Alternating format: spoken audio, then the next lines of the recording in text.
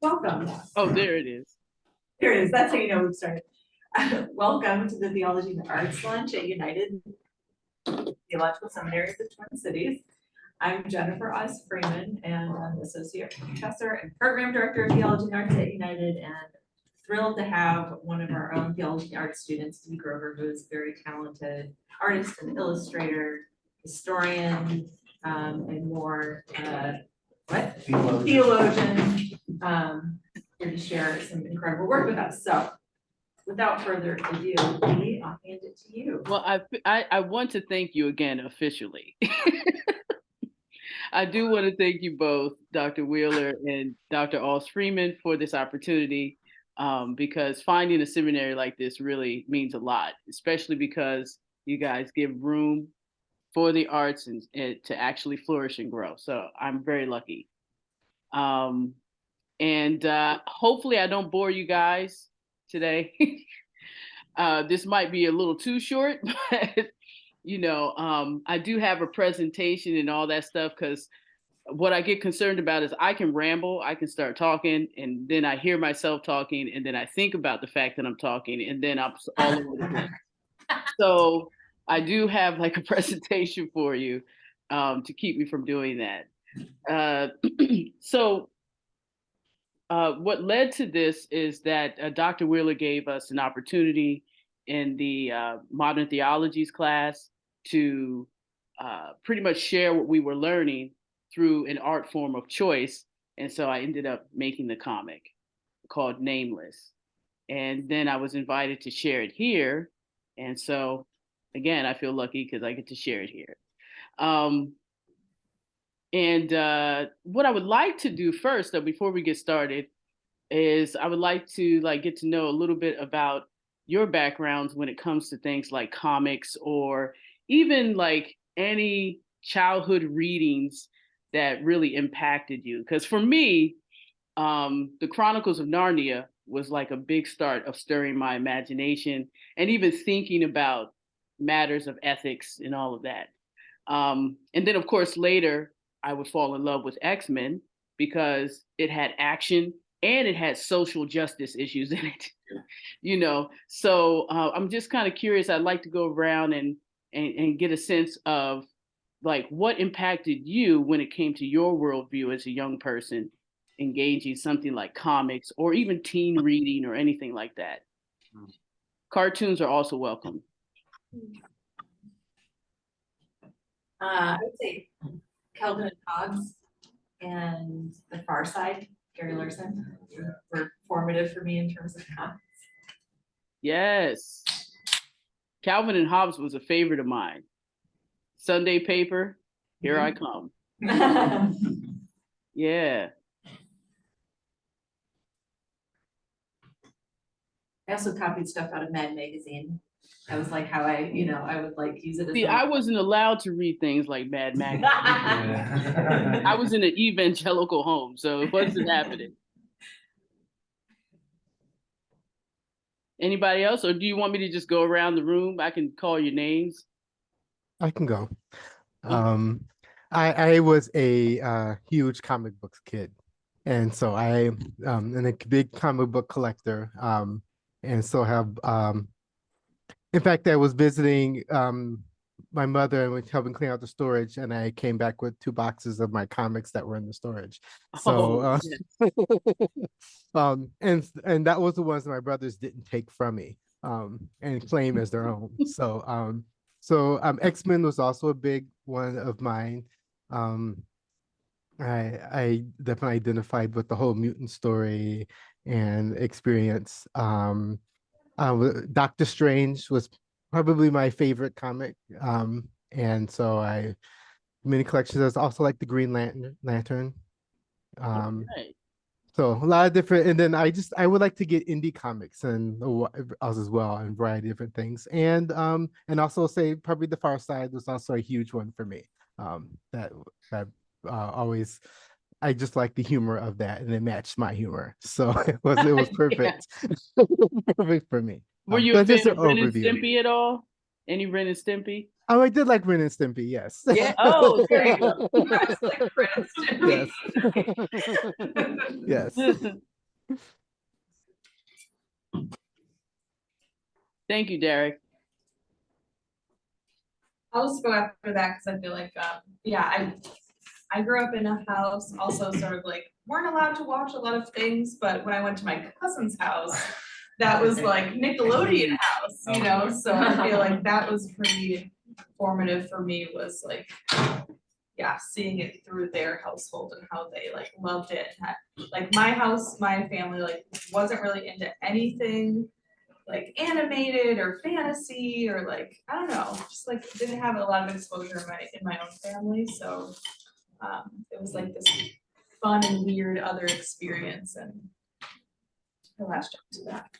Well, Bridget, you and I had something similar going on. I would get to watch the Smurfs at my aunt's house. But for her to not feel guilty, what she would do is she would turn down Gargamel when he would start doing his spells, because we weren't allowed to listen. Somehow muting the incantation protected us. So.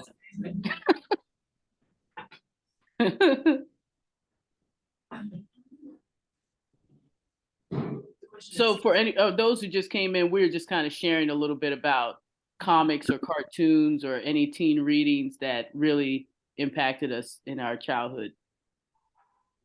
When Go ahead, Tina. oh, I'm sorry.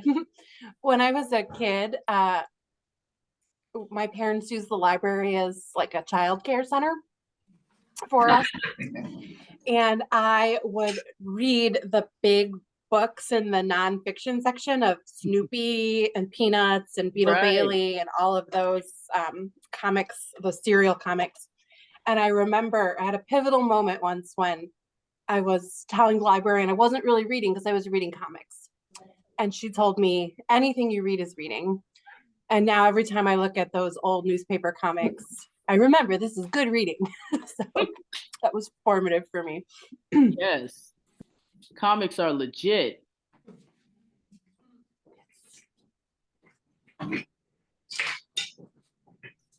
And I think Yeah, I didn't, I had the same experience as Bridget of not allowed to watch a lot of television at home. I think it was more, I don't know, a highbrow thing more than a religious one for my parents. So I sneaked it at friends' houses instead. So that was mostly my, but you know, it's hard to, I don't know, I mostly wasn't over there on Saturday morning. So I didn't get a lot of the Saturday morning cartoon thing until I was older. But daily comic strips for sure. For some reason, I got a hold of a lot of Archie comic books. I have no idea why. We didn't usually have comic books. And so comic books I didn't really discover until I was much older. And but the kinds of books you're talking about, fantasy and so on, absolutely, like anything that we could get our hands on. So the Chronicles of Narnia and Chronicles of Prydain were really big for me. Read and reread those a zillion times. And some of the serial comics other people have named, The Far Side and Calvin and Hobbes. And basically, I mean, I'd read anything in the daily comics just because, you know, it was there, and I'd read the good ones and then I'd read the boring ones. Prince Valiant, really boring. But that, and then this is not at all the same genre, but as I got older and more like politically aware, Doonesbury was really important. Okay. Yeah. All right, awesome. But it took till I grew up to like superpower comics. Yeah, superpower comics were my favorite. I'm catching up.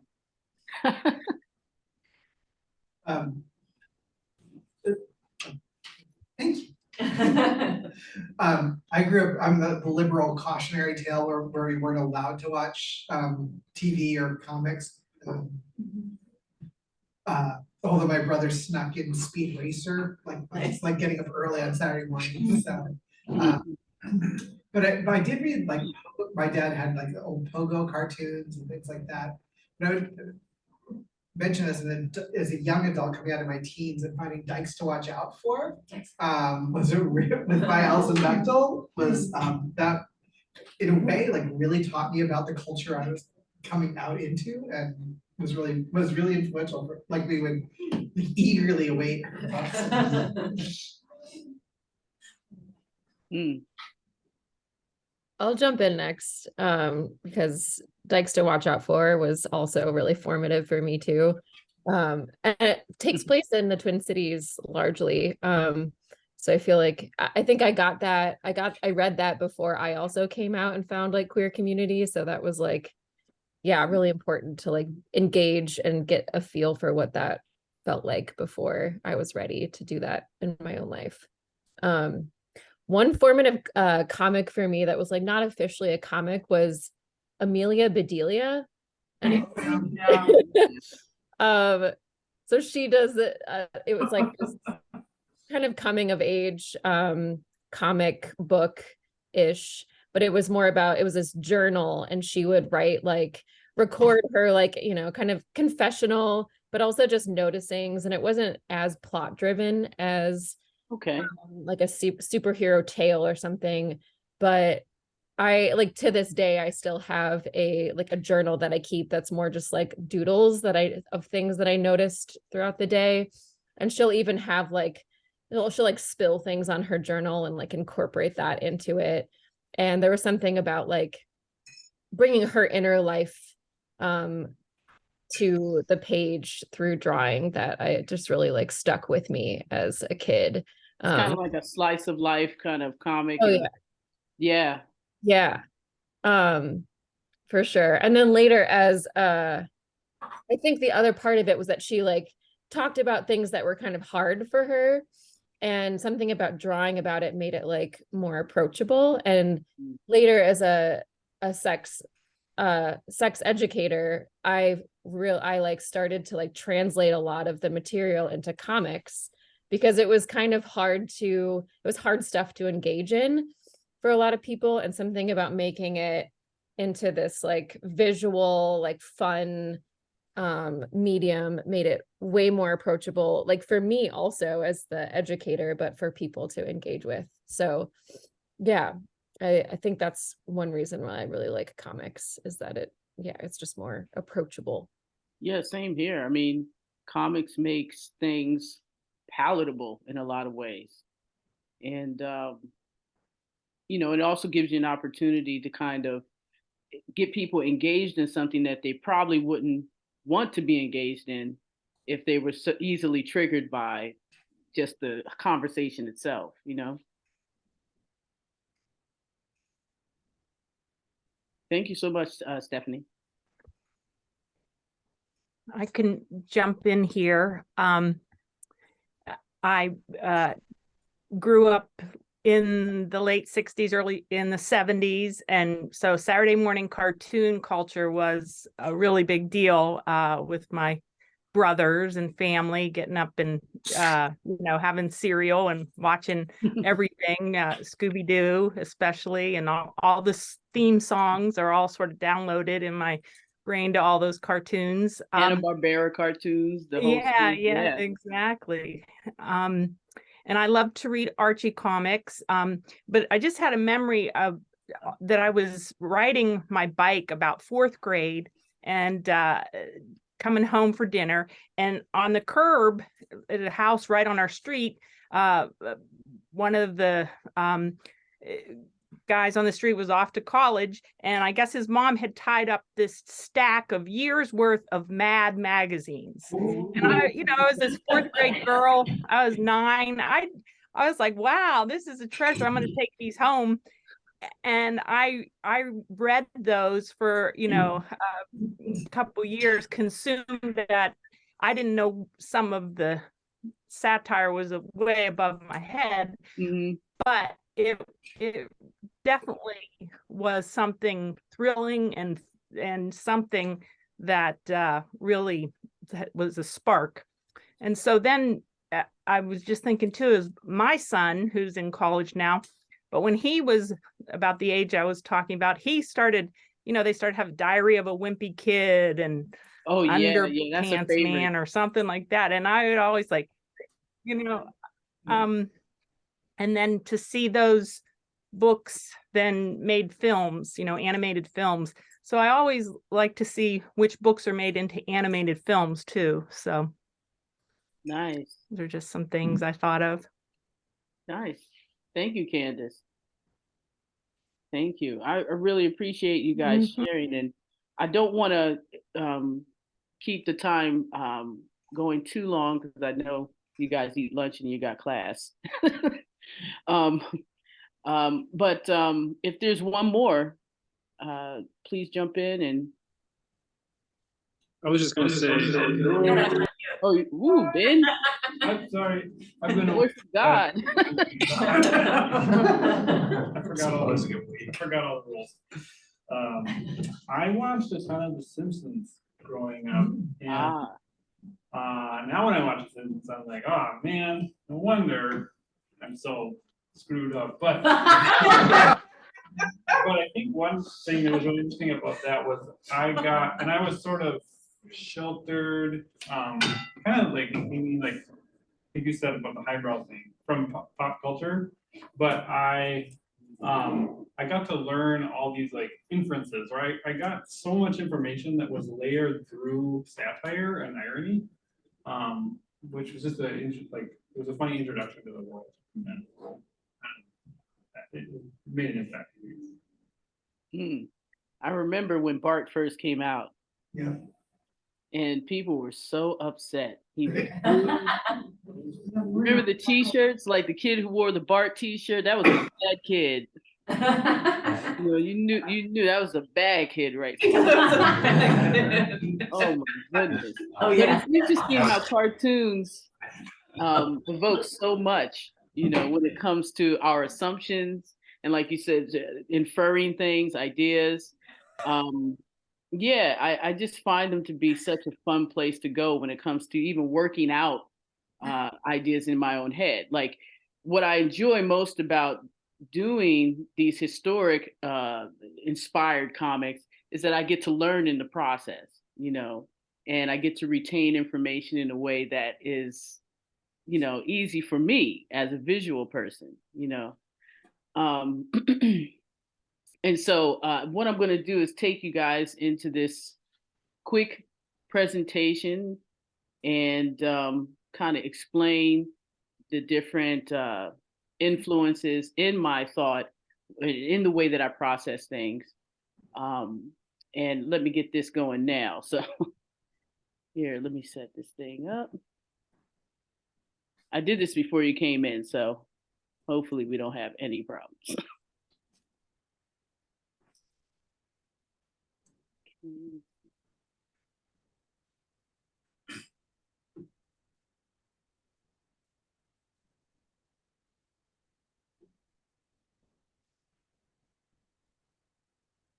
Now I'm going to do this presentation, but after I have like a little reading of the actual comic, and I'm looking forward to hearing your thoughts. Please excuse my weird voices. I had to do my best. I'm not a voice actor. I'm just a visual artist. But so when you see the video, just forgive me for everything. But when you're like born into an evangelical Pentecostal family, there is no such thing as being a shy kid. Okay. So early in life, I had to practice street evangelism. We would pass out small pamphlets, brochures, or booklets, and we would refer to these tools as like tracts. Most often, these pamphlets were painfully boring in design. Okay? They were boring mainly because they packed a lot of information about your damnation into a small amount of space. Okay. I actually hated these tracts very much. I hated them so much. And I would desperately look for the chick tracts. Now, you might have difficulty understanding what I'm saying. Chick as in CHICK. I guess this was like Twitter before there was Twitter, but it was like a little chick tract meant that you had a little tiny track or a comic. And I love the chick tract because they weren't just sheets of paper with long paragraphs about your soul's condition. Chick tracts You may even be familiar with them. They were small comics that pulled me into their visual worlds with their varied styles and characters.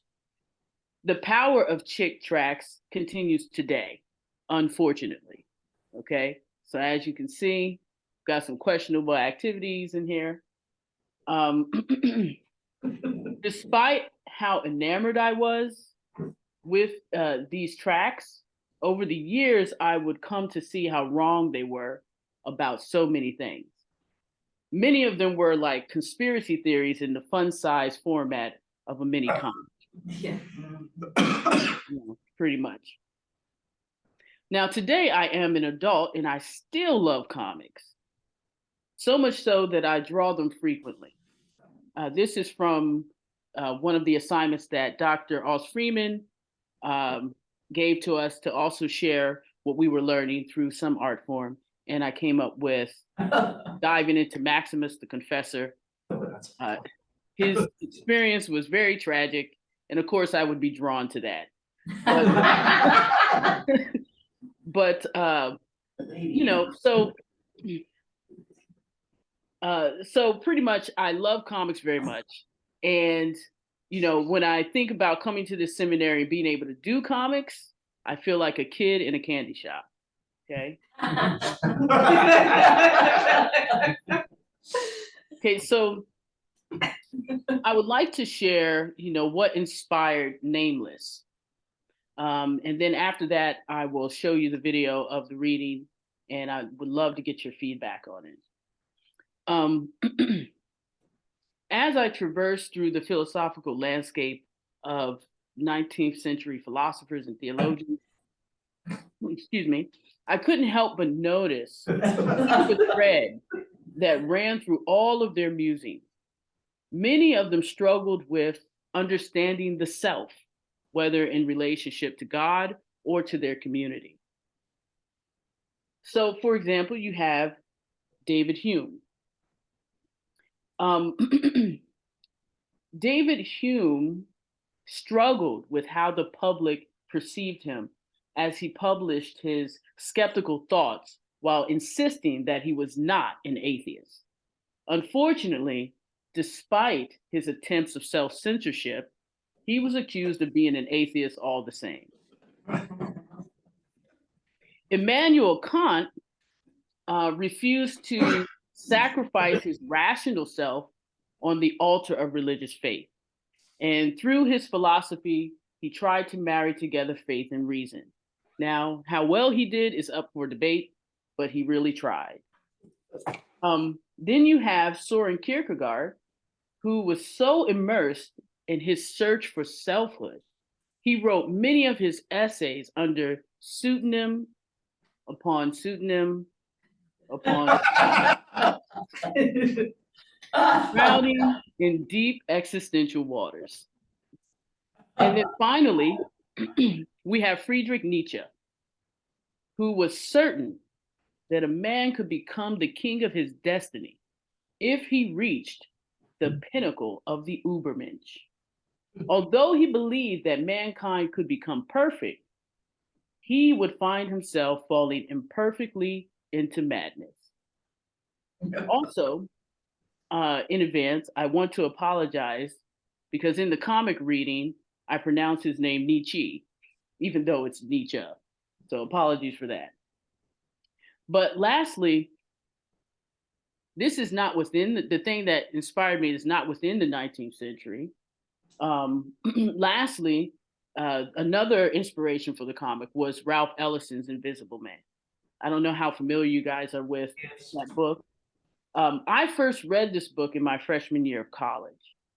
And Ellison's novel creates a surreal world featuring a narrator who navigates the entire story without a name. He is only what others say he is at any given moment. His literary device of a nameless character struck me. It resonated deeply with my experience as a Black person in America. As a people, we understand the power of being labeled, and we understand the power of naming. Considering that we have gone from Negro to colored to African American to Black American, only wanting to be considered human. Um, now, the desire to control your identity in a world that insists on telling you what you are and who you are is not only true for Black Americans. This is true for any human being. We are brought into this world kicking and screaming while decisions are made for us. We are named by others at birth, and I believe that this fact haunts us throughout our lives. The question is, when have any of us truly been able to name our authentic selves? And as Juliet once asked, what's in a name? And my answer would be a whole damn lot. So that's the end. And I'm going to put on the reading for you so you can actually jump into this. The comic itself was inspired by some of the writings and musings of these theologians and scholars. So be prepared for a ride. You know? And again, I'm not a voice actor, so forgive me.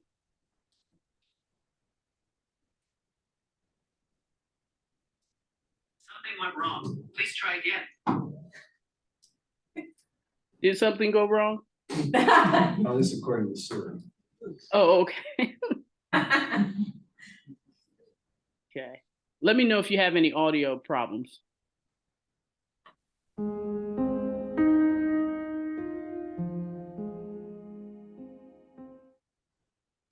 Once upon a time, there was a man who lived in Yemen.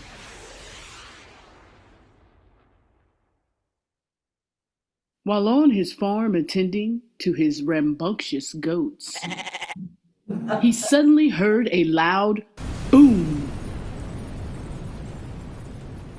Next, he felt a fiery pain, followed by a cool peace.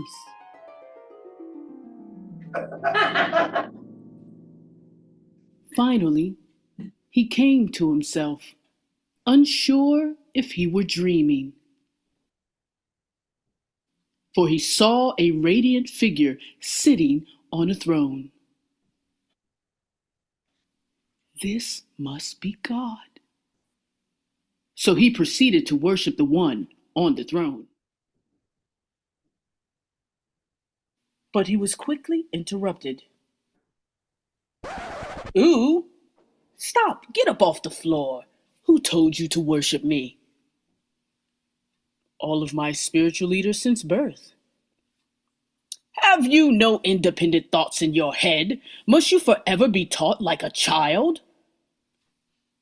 The man was embarrassed, for he had never considered such things. What's your name, sir? Somehow I don't know. What? This is worse than I thought. Although God was nothing like he had expected, the man felt comforted by God's assertive guidance. You need enlightenment, my friend. Enlightenment is a man's release from his self-incurred tutelage. I'm taking you to the table of dialogues. Do you see that table over there? Why, yes. The three men at the table are David, Emmanuel, and Soren. Now, before you approach them, put on some clothes. You don't want imperfections in view. Oh, and sadly, Nietzsche isn't here. He's gone a little mad. Bye, dear friend without a name. And just like that, God left him alone with three very opinionated men. So, we are ready for your questions. Well, how did I get here? How have any of us come here but through the experience of birth? Beyond that, there is only wishful thinking and speculation. Nonsense! Our rational understanding of natural laws implies that the origin of all things is a divine creator. Well, I've already met God. He brought me here to ask you all questions. Oh boy.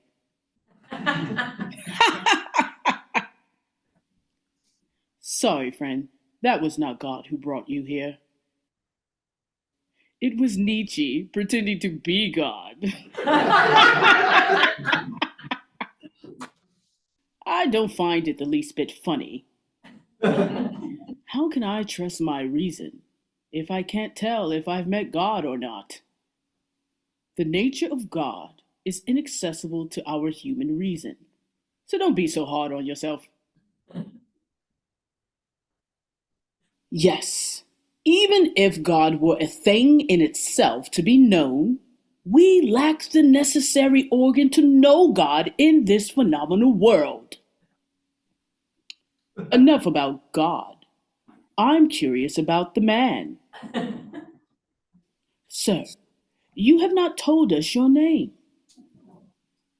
Oh, somehow I've forgotten my name. So how can you know God if you do not know your authentic self?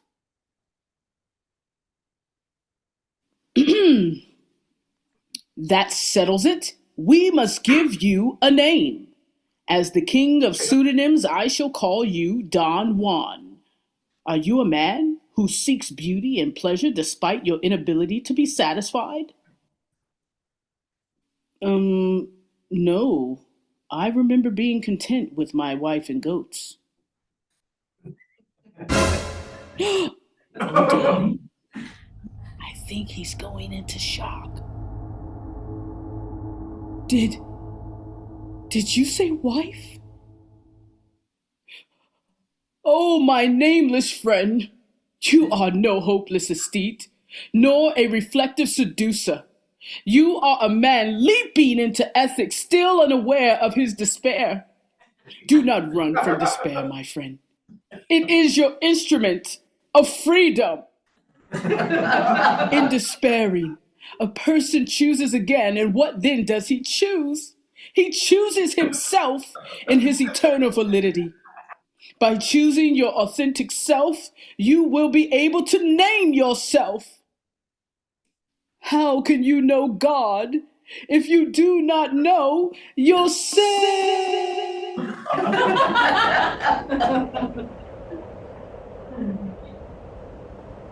The man stood alone in silence.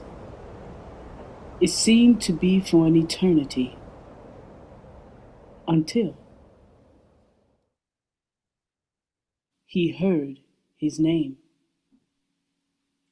Adele.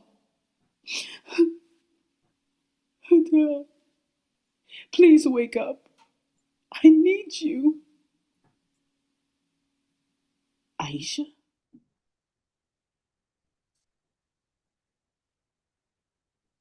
So the man returned.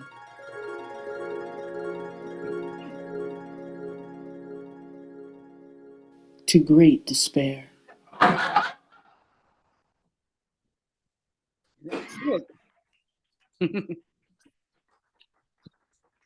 Thank you.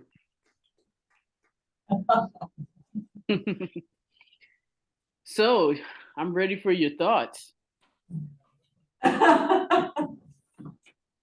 Well, first of all, your voice is phenomenally wonderful for this. So there's no apologies there. Your voice was perfect. Thank you. Yeah, my initial reaction when I received this as a midterm, I was so blown away by that project. And both for its artistic achievement, I'm like those drawings, but also for the subtlety of your interpretation of these hard thinkers, and situating them in this sort of this sort of broader 19th century context, and bringing the notion of identity and naming and Ellison, and immediately I'd said, "Oh boy, this is an arts lunch." It's such a, I think it's one of the best arts projects I've ever received. In the time I've assigned arts projects. Yeah, hopefully I'm not. Gassing me up over here. Yeah. But, yeah, oh, so thank you so much for sharing this with the group. Thank you. Thank you. I was wondering if you could say a little bit, I mean, you already know that I'm a huge fan, which is how I introduced Dee in all my classes on the first day. Like, this is Dee, you should follow Dee's Instagram account, and, you know, turn into like an agent, but if you could like say a little bit about your process for a project like this, like how do you storyboard things, like how do you kind of move through, like Demian's saying, you know, you've got this pretty dense material. And the thing about a brilliant artist such as yourself is that you make things look effortless in how you're, you know, in your drawings, for one thing, like they're drawings that look just, you know, your way of drawing also like looks really free, looks very kind of, you know, nice and loose and things like that. But even things with how you draw God/Nietzsche on the throne, because one arm was like on the arm of the throne a little bit. So it has just things like that in your compositions where it's like it's got a little forward movement, just very subtle things like that, where you're obviously just like such a incredible artist. So anyway, could you talk about, I won't fall into praising you more, which is what I'm starting to do, but yeah, say more. Maybe you can talk about your process. Yeah, thank you. But you know what? I would look crazy, really, if you were to see me in the process of the process. Like body language like that. I pretty much learned in art school, you know, from animators. You know, like you need to do the movement yourself. Like, how would you sit, or how do you picture that person? Yeah. Personality. And so I look a little crazy sometimes while I'm drawing. You know, or while I'm doodling, I'm thinking about things, and I you know, I'm talking to myself the whole nine. I thumbnail everything from start to finish, and I end up throwing a lot of thumbnails out. What thumbnails are, like those little tiny drawings, you know, and sometimes I'll get lucky and maybe 3 or 4 of them sequentially will work, but then I have to break it up and move things around and what have you. Sometimes I put things on index cards, you know, a single drawing there, so then I can move it around and see where it should be on the timeline. When it comes to the content, it is not easy, but I do look for that thread, you know, like what is the thing that they are saying that seems similar throughout all of their writings, you know. And I try to break it down in the most plain speech possible. I also talk incessantly with my friends who probably are sick and tired of hearing me talk about stuff like this. You know, so I look for opportunities to have conversation too, to kind of help me think out loud what it is that I would like to see come across, you know. So it can get pretty lively, you know, when going through the process.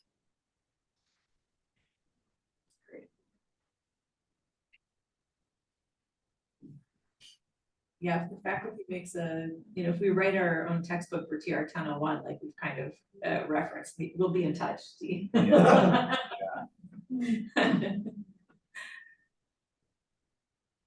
And then I also like to learn about the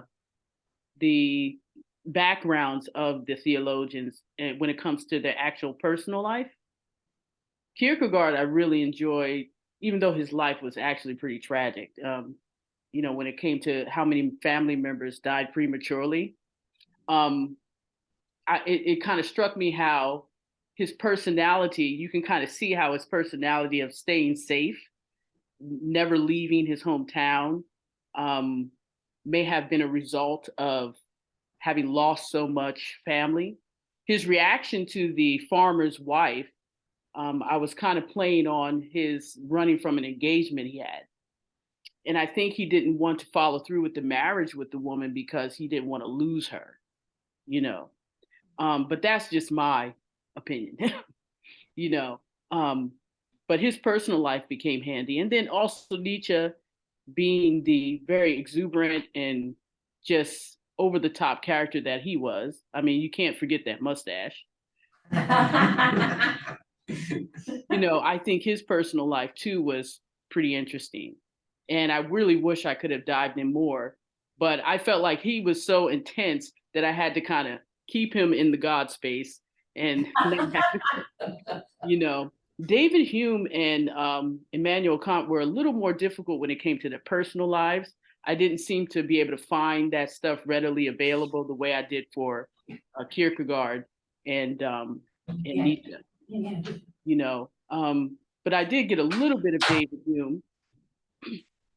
Now, he and Kant have some issues when it comes to social, you know, sensitivities that we have today. I mean, of course, the racial problems of Kant and David Hume as well. You know, I didn't dive into those things. I think they kind of deserve a very particular attention. But I did think I was able to kind of create a little bit of tension on the subject of race through having this farmer, you know, from Yemen who, you know, unfortunately, especially considering how many people have died due to the drone program. When we talk about these existential things about the self and understanding God, you know, sometimes I feel a little cynical because I'm thinking about, you know, a farmer who doesn't really get to write his musings and share his thoughts and his observations. And unfortunately, he was born in an unlucky space that got hit with a drone, you know. So, you know, that was the one way that I wanted to kind of touch on the social privileges that these men had, you know. So I thought your connection with the Black experience of others naming was really a brilliant juxtaposition with these thinkers. Well done. Thank you.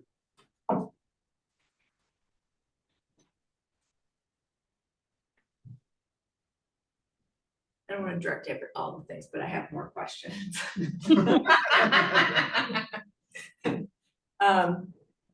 So I'll just, yeah, nobody is good. So do you kind of, I mean, obviously you came into United as an artist. I mean, you have obviously like a body of work that you've already, you know, created in publication. You know, you've also illustrated published works and things like that, right? So, but at United, you've been, you know, through these courses also kind of like building a portfolio of sorts, you know, by opting to do these arts projects, and you'll be, you know, doing the arts practicum in this spring, right? It looks like. I'm wondering if you could say, well, I might have a follow-up question to this, but first, I wonder if you could say a little bit about independent study you're doing this term, and kind of maybe just like summarize that kind of, I know it's still in process, so but yeah, how it developed and where it's at, and like how the art is playing a role in your thinking, I guess. Yeah, so right now I'm working on exploring, I'm still exploring identity on some level, you know, but the focus is on racial identity, and the thread that I'm kind of tying together is the fight for dignity and respect. And so I have a cast of characters in different time periods that I'm going to pretty much give a narrative. I'm just going to use their primary source narrative and tie those narratives together. So you have like Pliny the Elder and his natural histories, where the monstrous races are mentioned and what have you. And then you have Pliny the Younger, who kind of gives you a little better understanding of day-to-day life through his letters. And then you jump into The Time and Space of Frederick Douglass, who pretty much is dealing with the issue of not being treated like a monstrous race, or not being otherized and abused. And he stands his ground and fights one of his, actually the slave breaker, Covey, who never admits that he got beaten by a 17-year-old. But he fights Covey and stands his ground, and I want to use that moment. And then you also have, in antiquity, you have Paul himself dealing with the issue of Onesimus. Onesimus being the slave that ran away from his master, all right? And there's this conversation about his conversion, which arguably, I think, could even be understood as coercion, really. Like, he has to become a Christian. How else can he begin his process of freedom from Philemon, So, and then you also, I also have Martin Luther King in the Birmingham jail writing his narrative on the conversation of dignity and what have you. So all of these voices, I'm pretty much trying to string together. But I don't want to have much to say when it comes to the actual narrative. I want to let their voices speak, but the visuals is where you'll see most of my point of view, or my take on it. But it is definitely a task, and I need some women in here in my, I need a bit more poor folk. I need, LGBTQ. So there's just a lot that I'm taking on. You are taking on a lot. Yeah. But I'm thinking the way to manage it is to really make the primary narrative, the primary source of their voice, being the thing that kind of runs throughout the comic, and what ties it all together is their pretty much their want for dignity. Now, even though I don't agree with Pliny the Elder and his kind of like loosey-goosey pseudoscience, or his collection of a lot of loosey-goosey pseudoscience, I do believe that he wanted to do something that made him feel dignified. I mean, that's, it might be selfish, but it's his way of gaining some dignity. The way he dies is not all that dignified, because he didn't respond to the Pompeii disaster in a way that was logical, okay? So I'm not sure if you guys are familiar with how he died. He pretty much, the eruption happened at Pompeii, and he wanted to go help a friend, and he wanted to explore what was happening. If he had just followed along with everyone else and stopped trying to be the smartest person in the room, he may have survived. In other words, he was so smart, he was stupid. That's what happened. Sure. He was trying to be Mr. Cool. He was like, let's all have dinner. And they're like, I don't think you noticed, but there's fire coming from the sky. So he was trying to be so cool, and he ended up dying as a result. So yeah, there's that conversation of dignity that I'm dealing with. But then there's also Nell Painter. She's also informing me, and her conversation is on the identity of whiteness and what does it mean, where did it come from, and what does it mean to maintain it, and so she's kind of helping me with some aspect of the narrative, but I don't really feel like I can put her voice in it. She's given me like different sources to go to, but I won't be putting her voice directly in it. Yeah. Um, Go ahead, Steph, sorry. I was just curious, Dee, you kind of started by telling your early story with some of these like comics with religious content and like the street evangelism that you were taking part in. And how I was just thinking about audience and how broad that audience was. You're basically at that point like throwing the comics at whoever would. I think most of us have experienced that, just being like, oh, Yes. here, take this thing. But I'm curious, when you are creating these now, I mean, obviously some of them are for assignments.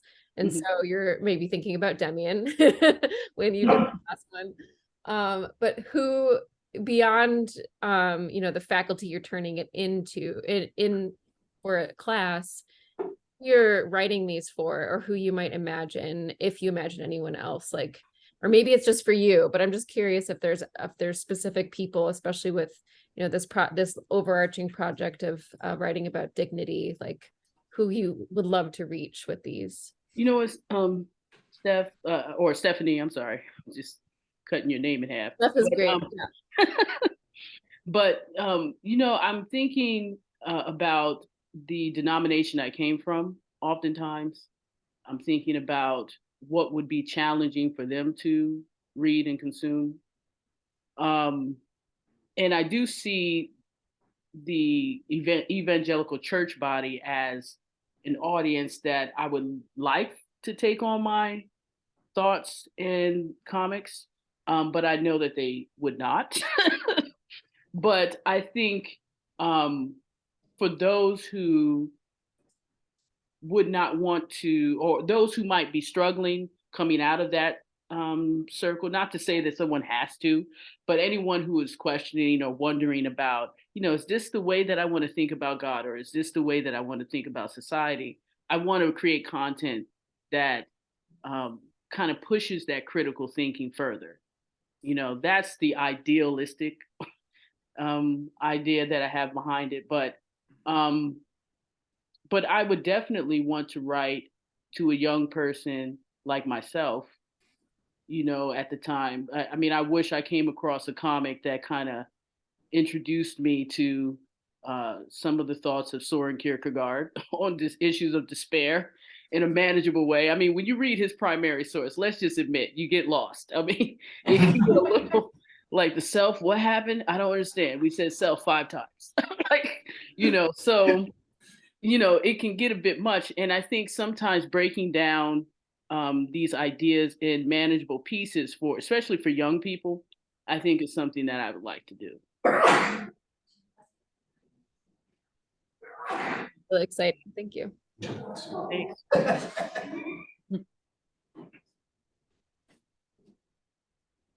I see Dr. Green in the house. I saw you sneak in here.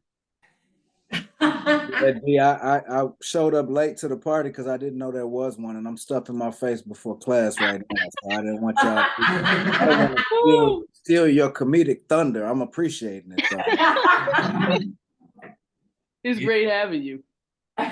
Dee, you should send Dr. Green the video Yeah. you showed us. Oh, yeah, sure. Yeah, and actually, I think maybe we'll be having a follow-up cards-related conversation. Gary, thinking about, watch this video and we'll talk about it, because I think Stephanie is just saying, like, Dee's project is a great example of, well, all of Dee's work, I think, like, uses like humor and the arts really effectively to do the kind of work, of course, that like art just interested in doing. So think about that. Absolutely. I love it. Cool.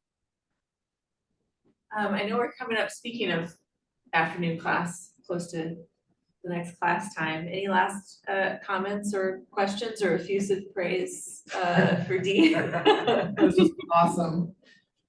Yeah, I concur. Thank you. Thank you so much. I really appreciate it. This means a lot. It really does. We're lucky to have you here at United, and it's always fun when you share your gifts with us. So Yeah, thank you, Dee. Awesome. Thank you. Thanks, everybody. Next week, Professor Emeritus Wilson Yates will be here speaking on the 6 intersections of the arts and theology. So come on out. Yeah.